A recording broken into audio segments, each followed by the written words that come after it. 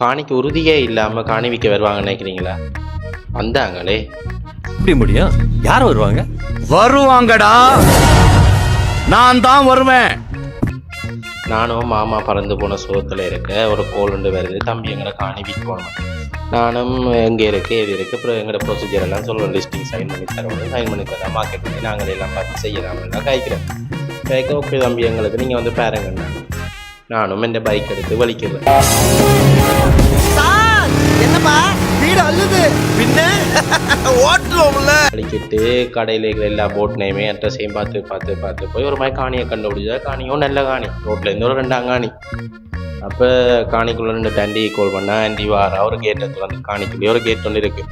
அப்போ காணியெல்லாம் பார்த்து இதா காணி என்ன விலை என்ன மாதிரி எல்லாம் பார்த்தாச்சு. பார்த்து எல்லாம் பார்த்து காணியில் உறுதி இருக்கான்னு கேட்டேன். இல்லை என்ன இல்லைங்க இல்லை. நானும் சரி உறுதிகள் வந்து பழைய காலங்களில் அழிஞ்சது இருக்கு, கச்சேரியில் எடுக்கலாம் வேண்டி இருந்தேன். சரி லேண்டில் பிளான் அது இருக்கான்னு கேட்டேன். லேண்டில் பிளானும் இல்லையா? அதெல்லாம் இல்லைங்க இல்லை.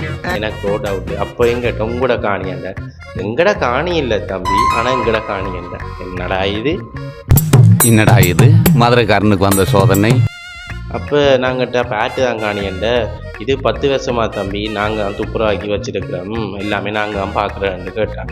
அப்போ ஏன் நீங்கள் துப்புரவாக்கினீங்கன்னு கேட்டா, எங்கிட்ட 2 டிராக்டர் நிற்கிது, அந்த டிராக்டர் விடுறதுக்கு இடம் இல்லை தம்பி, அப்போ நாங்கள் துப்புரவாக்கினோம்டா. எது நாகார்ஜுனாவா? அடக்கோங்க, உன் டிராக்டர் விடுறதுக்கு காணி துப்புரவாக்கி அது உன் காணி ஆகுமா? அப்போ ஓனர் இங்கே என்ன கேட்டா, ஓனர் 2 கிழமைக்கு முன்னுக்கு வந்துட்டு போனோம் தம்பி, வெளிநாட்டில் இருக்கிறேன்டா. அவர் வாங்கி தந்த சட்டை தான் இந்த சட்டையும்டா. சட்டையில் இருக்கிற வெளிநாட்டு வாசமே போயில்லை, அதுக்கிடையில ஓனருக்கு விபூதி அடிக்க பார்த்தீங்களே. எனக்கே விபூதி அடிக்கலான்னு பார்த்தல நீ.